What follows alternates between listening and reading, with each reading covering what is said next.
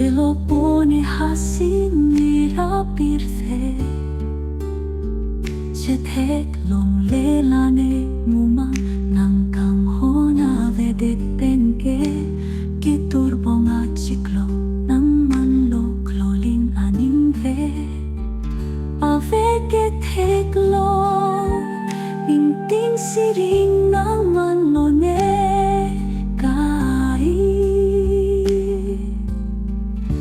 munthi dinglang ng phan sine chorani pangbe tane nang kang hona ve tame